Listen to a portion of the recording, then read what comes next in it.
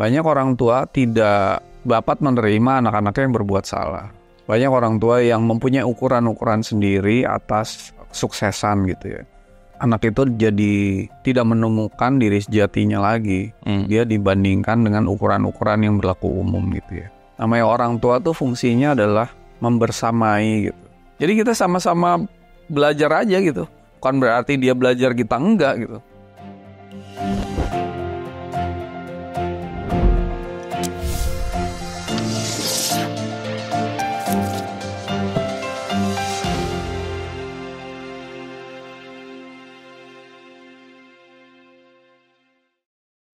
Assalamualaikum, selamat datang di Tiga Fakir. Nggak tahu apa-apa, nggak bisa apa-apa, dan bukan siapa-siapa. Masih bersama saya Abu, Sony, Dabe. Oke, terima kasih sahabat Tiga Fakir. Kita selalu bersyukur, berterima kasih atas pembelajaran-pembelajaran yang sudah banyak ini kita lakukan. Dan semoga kita bisa terus beristiqomah, teman-teman bisa belajar terus, dan kita bisa terus membersamai untuk belajar bersama. Dan selalu kita mendisklaimer bahwa kita tidak berusaha meyakinkan sesuatu, itu yang paling penting. Karena kita ini pembelajar dan kita sesama murid semesta yang bukan paling benar gitu ya. Dan ini juga kita mencoba melihat dari perspektif yang lebih luas untuk meluaskan pikiran kita, untuk mengajak main agak lebih jauh gitu. Dan melihat perspektif yang berlainan, karena segala sesuatu pasti bertumbuh dan ada perbedaan, dan satu hukum di mana dinamis itu selalu ada perubahan. Oleh karena itu kita tidak lelah untuk mau belajar dan terbuka. Nah, masih dalam serial parenting, kita sudah kupas banyak hal gitu ya. Dan saya rasa ini sangat dibutuhkan untuk membuat generasi lebih baik. Katakanlah ketika kita bicara Indonesia emas gitu kan. Bagaimana kita akan menciptakan Indonesia emas ketika kita tidak memupuk dari sekarang untuk membuat generasi emas itu sendiri. Oleh karena itu kita sudah banyak poin-poin yang penting saya rasa. Dan kita akan berbicara tentang bukan mendidik tetapi menemani, karena anak ini kalau kita bicara antara orang tua sama anak, ya sekali lagi anak ini juga bisa dihadirkan sebagai guru agung bagi orang tuanya. Dan ketika dia menjadi guru agung untuk orang tuanya, maka mungkin status orang tua ini penting untuk agak sedikit dirubah mindsetnya bahwa orang tua bukan selalu paling benar misalkan, bukan selalu otoriter gitu, tetapi boleh jadi anak datang sebagai guru dan untuk menjadi teman bertumbuh bersama. So, kita kupas, langsung kita ke Mas Sony. Silakan Mas. Masih Kang Abu, Bang Dame. Jadi tadi Kang Abu menyebut mengenai guru ya. Guru itu kan berasal dari gu dan ru kan. Kita udah bahas di episode tentang guru sejati itu. Gu itu kegelapan, menuju ru yaitu cahaya gitu. Jadi guru itu adalah seseorang yang mengantarkan dari gelap menuju cahaya. Cahaya itu kesadaran. Dan guru yang sejati adalah yang dapat mengantarkan anak langsung untuk diajari Tuhan. Kan kemarin di episode sebelumnya kita bahas tentang itu. Jadi di dalam proses untuk mengantarkan kita atau anak-anak kita menjadi dapat dididik langsung oleh Tuhan, orang tua itu mempunyai posisi yang sama, sesama pembelajar gitu. Jadi dalam hal ini bukan cuman anaknya yang belajar, tapi orang tuanya juga belajar gitu. Jadi orang tua belajar dari anak, anak belajar dari orang tua gitu ya. Jadi jangan mentang-mentang kamu jadi dikasih title orang tua, kamu seperti semacam dikasih hak oleh Tuhan untuk mempunyai privilege untuk mendidik anak, sehingga anak yang belajar, kamu yang mengajar gitu. Enggak, dua-duanya sama-sama belajar gitu. Dua-duanya sama-sama belajar. Dan di dalam proses pembelajaran, salah satu elemen paling penting adalah melakukan kesalahan gitu. Jadi melakukan kesalahan adalah elemen dari belajar. Kedua-duanya, jadi orang tua bisa salah, anak bisa salah, dan bisa menerima kesalahan, belajar dari kesalahan itu. Nah sekarang yang terjadi adalah banyak orang tua tidak dapat menerima anak-anaknya yang berbuat salah. Banyak orang tua yang mempunyai ukuran-ukuran sendiri atas cara atau kesuksesan gitu ya. Anak dibandingin dengan anak yang lain gitu. Lewat satu yang disebut nilai matematik, nilai apa, satu dibandingin sama yang lain. Kalau kamu nggak nilainya segini, kamu dianggapnya gagal gitu. Masuk ke dalam sistem pendidikan yang sifatnya uniform gitu ya. Sehingga mau nggak mau kita tuh ada di satu sisi ya rapot dibandingin segala macam gitu ya. Jadi anak itu jadi apa ya, yang seperti di episode sebelumnya tidak menemukan diri sejatinya lagi. Dia dibandingkan dengan ukuran-ukuran yang berlaku umum gitu ya. Nah, dalam hal ini orang tua juga mendidik dengan menghukum, memarahi, bahkan kadang-kadang memukul anaknya kalau dia tidak sesuai dengan ukurannya atau melakukan kesalahan. Jadi di sini anak merasa kayak didoktrin, dididik, menjadi kayak hierarkinya tuh dia yang di bawah, ayahnya ayah ibunya tuh yang di atas gitu. Padahal kalau kita lihat dari pengajaran yang kemarin kita bahas, namanya orang tua tuh fungsinya adalah membersamai gitu. Menjadikan partner buat anaknya sama-sama belajar gitu. Ayo kita belajar bersama yuk. Aku belajar jadi orang tua, kamu belajar dari anak gitu. Ya tentu saja obrolan begini nggak bisa diomongin waktu anaknya masih kecil-kecil kan. Cuma kan secara vibrasi kan tersampaikan itu sebenarnya. Jadi anak itu bisa menerima kalau orang tuanya tidak sempurna dan sebaliknya gitu. Sama-sama belajar aja gitu. Dan belum tentu loh yang namanya orang tua itu siap menjadi orang tua gitu kan. Jadi kalau kita bicara kemarin bahwa orang tua itu bisa mendidik anak, mempersiapkan anak untuk dididik langsung oleh Tuhan. Pertanyaan pertama, apakah orang tuanya udah sampai ke tahapan itu juga gitu? Kan sama-sama berproses gitu. Sampai kepada dua-duanya bisa dididik langsung oleh Tuhan. Yang satu dididik langsung oleh Tuhan menjadi orang tua yang sesuai kehendak Tuhan. Yang satu dididik Tuhan menjadi anak yang sesuai kehendak Tuhan. Jadi dua-duanya itu langsung dididik oleh Tuhan gitu. Dan saling melakukan perjalanan bersama dengan kesetaraan gitu. Hanya berbeda peran aja gitu. Berbeda peran. Tapi dua-duanya sama-sama seseorang yang sedang belajar di sekolah semesta ini. Kalau lihat dari pelajaran-pelajaran yang terjadi, itu saya kok jarang menemukan ada orang tua yang membiarkan rumahnya itu sebagai ruang diskusi gitu. Ya, kebetulan saya beruntung ada di lingkup orang tua yang saya bisa diskusi apa aja di level manapun, berargumen yang berbeda gitu ya. Dan orang tua saya bisa terima kalau argumen saya memang masuk akal gitu misalnya gitu. Dari kecil sekali gitu. Dan selalu saya ditanya bagaimana pendapatmu tentang hal ini gitu loh.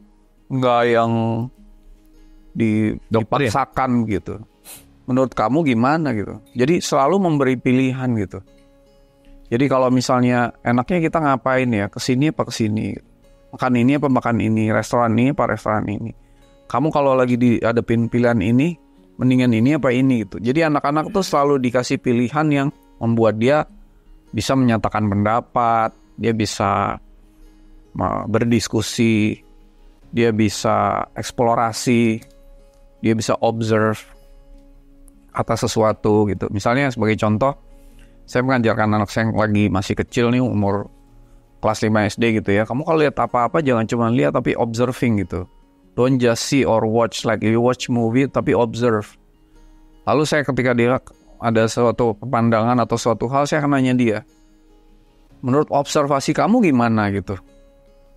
Nah, jadi anak itu dihargai gitu pendapatnya. Oh, ternyata dari observasi anak umur kelas 5 SD, aku belajar banyak gitu loh. Gitu. Oh, ternyata begini gitu. Jadi kita sama-sama belajar aja gitu. Membersamai itu, menemani itu bukan berarti dia belajar kita enggak gitu. Kita membersamai gitu. Sama-sama belajar sih kalau menurut saya.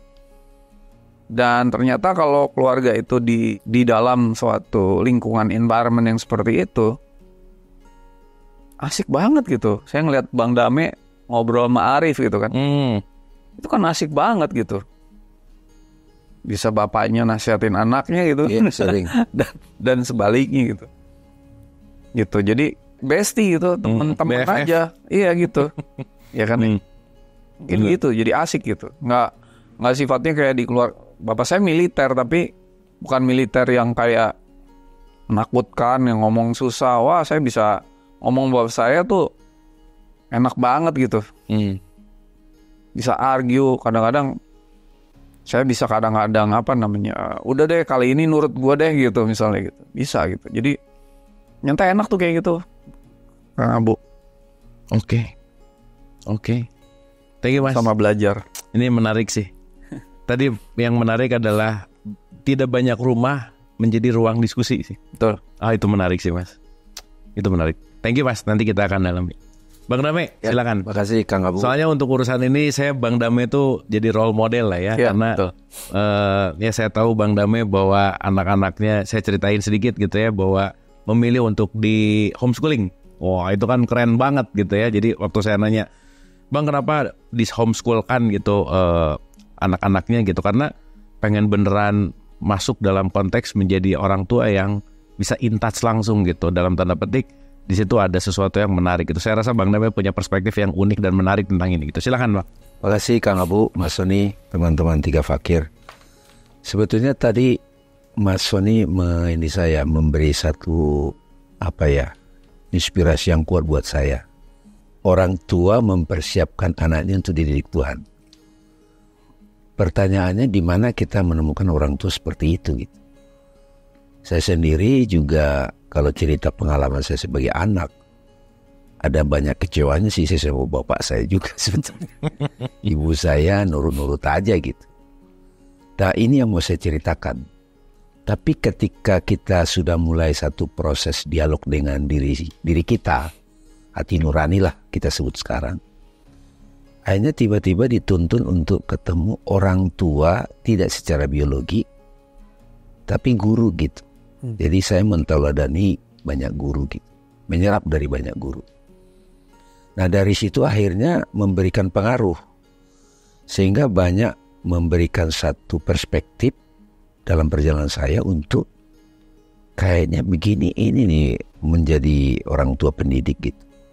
Kalau orang tua mulai melihat anak itu adalah, saya waktu itu masih pakai istilah jiwa, roh dengan roh. Itu langsung berubah paradigmanya. Yes, betul. Itu berubah banget. Kita ngelihat casingnya sih ya. Iya, kita ngelihat casingnya. Lihat casing, that's it. Sama seperti saya misalnya ngelihat Kang Abu sebetulnya. Dalam banyak hal saya banyak berguru dari Kang Abu juga, apalagi ketemu banyak guru Kang Abu.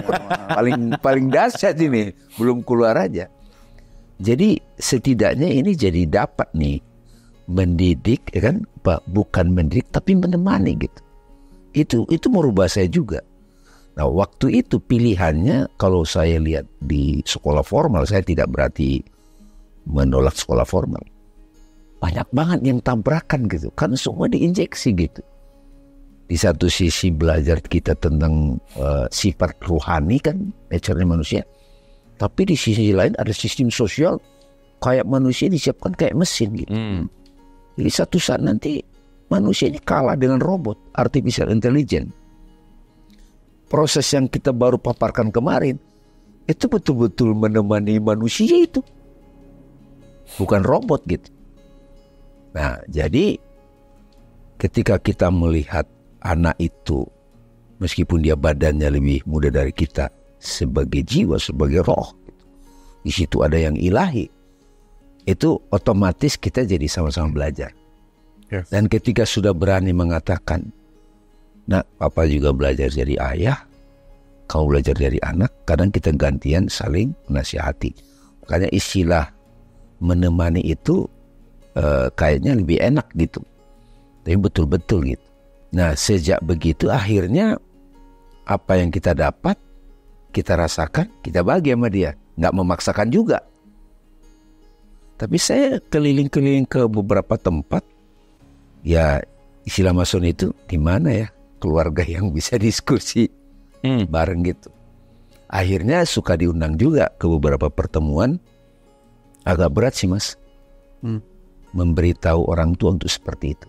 Tapi mau tidak mau nanti dia akan melawan apa ya, kehidupan ini gitu. Ya. Anak-anak kadang kayak gitu dia nggak sopan. Iya, dia nggak sopan, yes.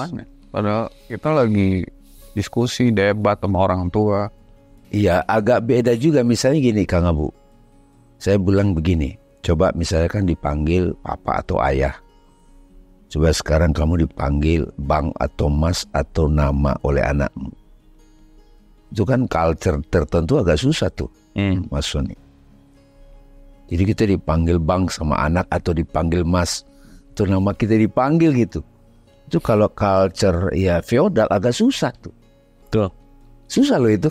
Tapi kalau di ya culture itu kan, jadi menurut saya sopan santun tetap harus ada. Harus ada, iya. Tapi diskusi terbuka gitu. Iya. Tanpa ada hierarki lah kira-kira gitu. Hierarki dalam arti ya kan aku orang tua, aku selalu benar gitu. Nah itu ya substansinya yang paling penting. Gitu. Kalau sopan santun tetap. Oke. Jadi kata menemani itu menjadi penting. Substansinya adalah melihat anak itu sebagai, di situ ada roh yang dititipkan Tuhan juga soalnya. Nggak bisa kita jajah itu. Oke. Justru kalau kita jajah, kita sedang mempersiapkan pemberontak di masa tua kita. Itu benar. Hukum itu. Benar. Kalau kita jajah anak itu, satu saat di masa tua kita akan menerima akibat. Mending besti dari sekarang kan gitu. Oke. Nah tapi ini kita ngomongin agak sedikit historical dikit aja ya. Jadi tergelitik untuk pengen bahas ini gitu. Kita bicara tentang orang tua untuk menemani. Tapi di Quran tuh ada kisah-kisah loh Mas, bahwa bapaknya Nabi, anaknya bandel gitu Mas. Misalnya ya. Nuh gitu misalnya, kan istrinya sama anaknya gak mau nurut gitu. Tapi di satu sisi bahwa Ibrahim itu justru malah gak nurut sama bapaknya gitu. Dalam artian ya, kalau dalam perspektif agak nakal gitu ya. Perspektif sekarang ketika dikatakan bahwa anak durhaka adalah anak yang gak mau nurut sama orang tua. Ya. Itu perspektif kan. Berarti Ibrahim anak durhaka dong, karena gak mau nurut sama bapaknya. Misalkan kalau kita bicara dalam konteks kedurhakaan karena gak mau nurut. Tetapi justru yang dipilih sama Tuhan adalah Ibrahim ketika Ibrahim gak mau ngikutin pola pikir lama bapaknya karena dia menyembah berhala dan seterusnya gitu. Nah, dari paradoks-paradoks ini Mas, kok bisa ya para nabi punya anak atau istri gitu ya, tetap aja ketika kita ngomongin hukum tarik-menarik atau sebab akibat gitu, mereka juga terjebak dalam konteks konflik lah ya kalau kita bicara antara pasangan istri sama anaknya gitu. Gimana Mas Sony? Ya pertama di 2856 itu kamu tidak dapat memberi petunjuk kepada orang yang kamu kasih dan cintai. Jadi artinya semua itu adalah pilihan gitu ya. Jadi even ya ini kita bicara aku kan. Ketika aku satu memercik menjadi aku dua, aku satu tuh nggak bisa ngatur aku dua loh, karena aku di aku dua tuh ada aku gitu kan. Jadi setiap orang tuh punya pilihan masing-masing. Jadi jangankan bapaknya, Tuhan aja nggak bisa ngatur seseorang yang karena diberikan kemerdekaan, diberikan free will, kemerdekaan. Lalu pertanyaannya kenapa anak yang bandel jadi anaknya nabi gitu? Mungkin pertanyaannya gitu ya. Kan itu kompleks lah kira-kira. Jadi permutasinya tuh sangat kompleks gitu. Jadi simbol spiritual tuh adalah lotus gitu. Lotus tuh bunga teratai gitu. Bunga teratai itu artinya bunganya indah tapi di kolam yang kotor gitu. Kalau kita bicara tentang nabi, dia tuh dalam konteks penugasan gitu. Dia tuh nggak bisa pilih di tempat yang seperti apa, bagaimana. Jadi udah nggak bicara tentang hukum tabur tuai gitu loh. Udah hukum sosial lagi. Ya udah nggak hukum semesta yang tabur tuai. Dia akan ada penugasan khusus. Kalau tentara mau ditugasin, dia nggak mau pilih. Aku mau ditugasin di mall kan nggak bisa. Dimanapun Tuhan menugaskan dengan kondisi seperti apapun, yaitu kehendak Tuhan. Justru di tempat-tempat yang jahiliyah, yang susah, yang apa dia ditugasin kan. Ya Nabi Muhammad itu kan kalau boleh pilih mungkin dia nggak mau ditugasin di Arab kali gitu. Mendingan di Jepang aja udah nurut-nurut gitu orangnya, bener nggak sih? Tapi kan itu ditugaskan gitu. Jadi artinya kenapa dia harus ditugaskan di masyarakat yang berat kayak gitu, yang ada nanti Nabi Musa gitu ditugasin untuk di tempat Bani Israel yang susah, karena itu penugasan, jadi pengutusan gitu. Jadi dia nggak bicara dalam konteks yang biasa-biasa gitu, dalam siklus reinkarnasi yang biasa kira-kira gitu. Jadi agak sulit untuk di generalisir betul. Jadi kalau tadi bicara tentang yang Kang Abu bilang ya, kan di Quran juga dikatakan di kitab suci bahwa janganlah menuruti orang tuamu jika dia membawamu untuk mempersekutukan Tuhan. Betul. Tetapi 17 kalau nggak salah 17, 23, 24 dan surat berapa itu? 31, 13, 14. Ya itu. Pergaulilah dengan baik itu. Pergaulilah dengan baik, tapi tetap pergaulilah dengan baik dan sopan santun gitu. Jadi meskipun kita menolak bapak kita atau ibu kita dengan dogma-dogma lama, misalnya kita udah dapat dogma yang versi yang terbaru gitu, itu tetap aja nggak boleh bertindak tidak sopan kepada orang tua. Jadi contoh cara tidak sopan tuh misalnya show off, lalu benernya sendiri. Ya kalau di depan orang tua ya nurut-nurut aja lah gitu, ya nggak usah terlalu bijaksana lah. Jadi nggak usah terlalu, Pak kayaknya aku habis nonton 3 Fakir nih. Kayaknya itu dogma-dogma bapak tuh salah semua deh gitu. Terus bapaknya bilang, itu dari mana? Dari 3 Fakir tuh gitu. Ya, kita yang disalahin. Gak usah gitu-gitu juga kali gitu ya. Ya udahlah, kita hidup emang di masyarakat yang, ya itu tadi, kalau kamu mau jadi belajar spiritual, jadilah bunga teratai gitu. Yang tetap indah di tengah kolam yang kotor misalnya. Wah keren lah, kira-kira itu. Thank you Mas Soni. Bang Raya ada pandangan? Punya pandangan begini, Kang Abu Mas Soni. Jadi ketika si anak itu, ini udah dewasa ya, udah dewasa. Atau mungkin dia sudah mulai punya kepercayaan diri terhadap pikirannya sendiri ya. Sudah mandiri lah. Ketika dia sudah sadar jati dirinya, aku 2 kalau dalam terminologi 3 Fakir, dia tahu kok bagaimana menyikapi bapaknya yang kadang childish, kadang otoriter gitu. Dia tahu. Jadi dia tidak takut dibilang durhaka. Seperti Ibrahim misalnya. Bahkan anak yang bisa begitu sama orang tua itu dia bisa menjadi penolong keluarganya. Untuk memutus siklus yang tidak benar di keluarga itu. Saya beberapa kali ketemu anak-anak yang begitu. Di sebuah keluarga yang sudah kuat dengan, mereka sudah menderita juga dengan sistem yang mereka buat sendiri di keluarga. Apalagi dengan era teknologi sekarang banyak pengetahuan muncul. Nah ini muncul tanda petik ya. Dia seperti pemberontak. Ada satu masa mungkin dia kayak keluar dari keluarga itu, tapi pada titik tertentu sebetulnya dia menjadi pembawa cahaya di keluarga itu. Saya suka nanya, apa yang bisa kau pelajari dari orang tuamu? Banyak yang menjawab, saya tidak tahu juga. Ada yang menjawab, oh dia idola saya di bidang ini segala macam. Jadi ketika seorang anak itu terkesan tidak mengikuti bapak ibunya, hanya gara-gara berbeda, itu belum tentu dia durhaka. Ya, oke. Nah lagi-lagi kalau dia sudah bisa dapat pengaliran dari Tuhan, dia tahu bagaimana menyikapi orang tua yang seperti itu. Dan dia juga akan belajar. Dia kan bijaksana. Bijaksana. Oke. Thank you Mas Soni, Bang Damai kayaknya banyak insight ya buat nonton sebagai orang tua. Nah nyambung dari episode yang lalu Mas, kalau misalnya sekarang yang nonton anaknya udah 19, udah 20 dan dia baru tahu ini, dan Mas Soni tadi bilang mungkin telat, kemarin pernah bilang telat gitu. Gimana sih Mas untuk menyikapi kalau yang telat-telat ini di pengetahuan yang baru tahu gitu, kalau anak-anaknya sekali lagi udah di 19-20 dan baru tahu gitu, gimana Mas? Tuhan itu maha sabar Kang Abu. Jadi ketika seorang itu belum bersedia, maka Tuhan tidak pernah memaksa, tapi dia akan menunggu gitu. Nunggu sampai kapanpun kita akhirnya berubah. Sekarang pertanyaannya, kalau kita sebagai orang tua yang sudah mungkinan sadar, udah dari aku 4, pindah ke aku 3, aku 2, bahkan nanti lebur ke aku 1. Melihat anak-anak itu telat gitu atau tidak sesuai dengan tuntunan Tuhan, ya kita harus sabar gitu.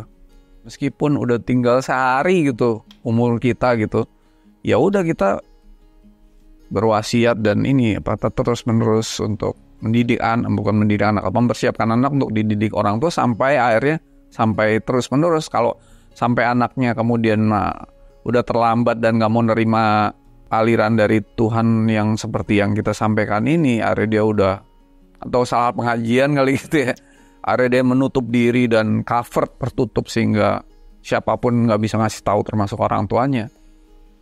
Ya sabar gitu.